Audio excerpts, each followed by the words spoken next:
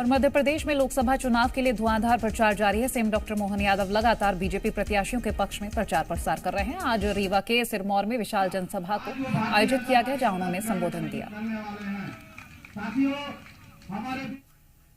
आज के इस कार्यक्रम में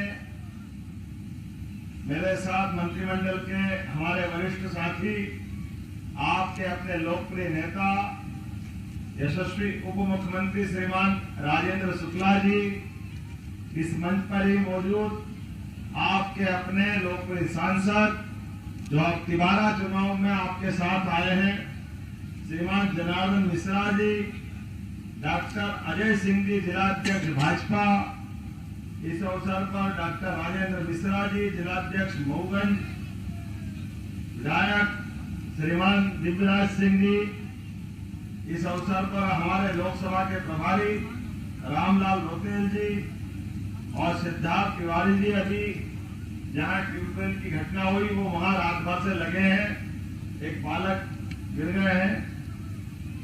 श्री नरेंद्र तिवारी, नरेंद्र प्रजापति जी, विधायक मनगावा, यहाँ है ना विधायक जी?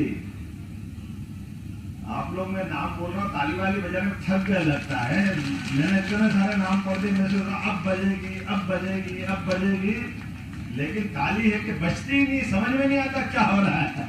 जोरदार ताली बजाओ पूरे मंच के लिए।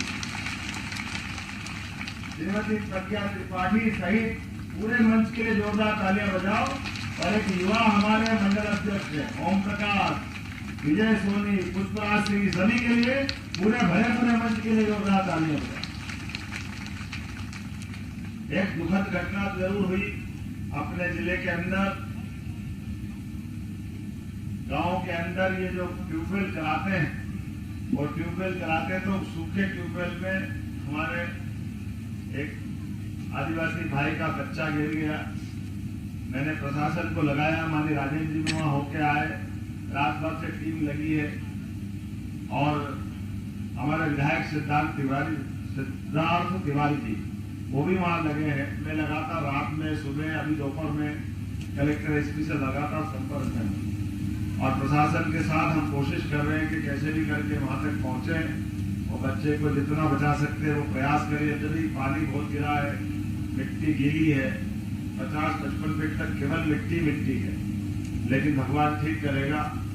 आप सबसे मैं निवेदन करता हूं कि परमात्मा से कामना करें हमारा बालक ठीक से बाहर आए और साथ ही साथ अपने आसपास के ऐसे कोई भी ट्यूबवेल हो जो सूखे हो, जिसमें कोई गिरे, तो हम सब सावधानी रखें। आप उसका ढक्कन लगाए, बंद कर दे। अगर आपको कोई कठिनाई आए तो जिला प्रशासन से भी मैं आदेश दे चुका हूं कि आप अपने प्रशासन की मदद लो, प्रशासन भी मदद करेगा। कुल मिलाकर किसी का भी बच्चा बच्ची में कोई अनहोनी होती है तो अनहोनी किसको पसंद होगी? हम तो परमात्मा की दया से बदलते दौर में आज के इस अवसर पर लोकतंत्र के इस महायज्ञ में आहुति देने के लिए मैं रीवा जिला में आया। और जब रीवा की बात करता हूं तो रीवा की बात करते मेरी जवाबदारी दोहरी हो जाती है। आपकी ताली बताती है कि आपने मेरा संबंध समझ लिया, मेरा दूसरा रिश्ता है, मेरी अपनी।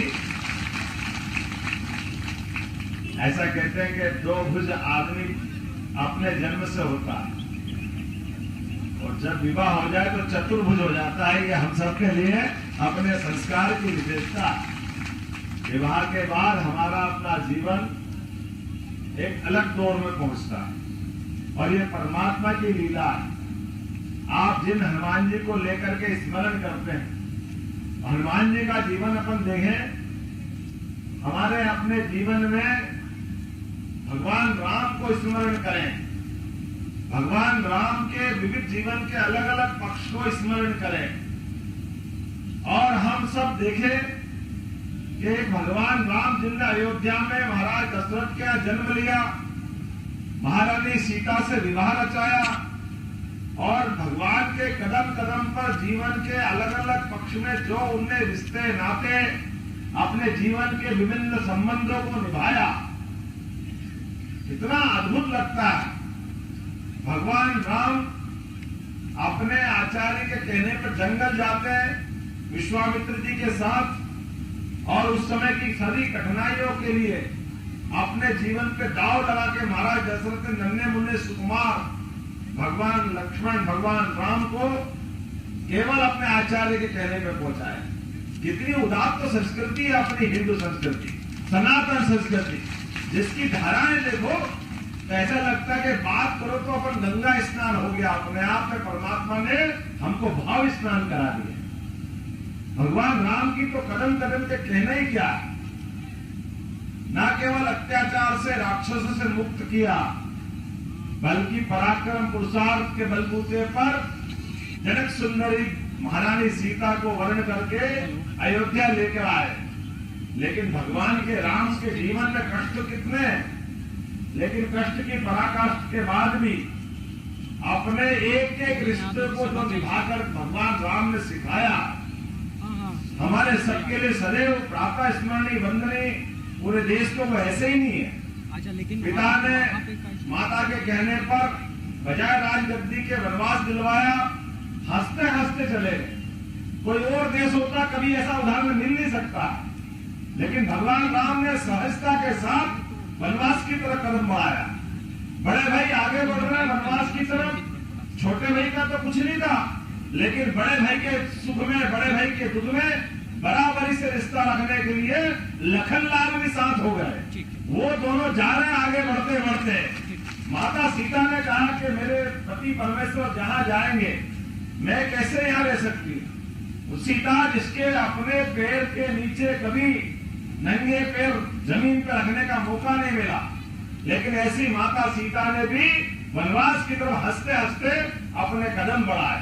ये हमारी संस्कृति है और हमको मालूम है अयोध्या को छोड़ने के बाद भगवान राम के लिए जीवन का सबसे अच्छा समय क्या गुजरा तो रीवा सतना के अपने इस क्षेत्र में गुजरा, इसलिए आपको प्रणाम करने की इच्छा होती है।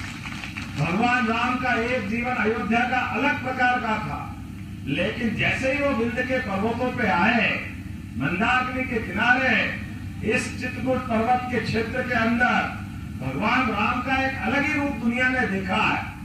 आने के पहले वो एक अपने महल में रहने वाले सुकुमार के नाते से जाने जाते थे, उनका जीवन अलग प्रकार का था।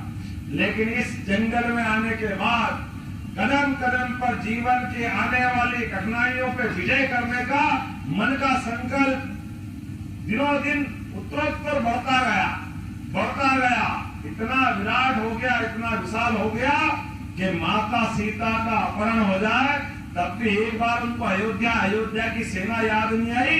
अपने ऐसे ही वनवासी आदिवासियों के भरोसे राजा राम ने इतने बड़े महाशक्तिशाली रावण को भी परास्त करके दुनिया में अपने पराक्रम का झंडा गाड़ा। ऐसे विचारवान उदात्त विचार के धनी और जिनके जीवन काल में मनुष्य को मनुष्य, जिनकी हम जय जयकार करते हैं, लौकिक दुनिया से लोग उनको वन्य जीव समझ सकते हैं, लेकिन हम तो जीव मात्र में परमात्मा देखने वाले लोग। हम तो जीव मात्र में प्रकृति में, पहाड़ में, नदी में, वनवासी आदिवासी कोई भी जीव हम देवी देवता के रूप में मानते हैं। और हमारे हनुमान जी तो रामायण हनुमान जी के बिना पूरी हो सकती है क्या?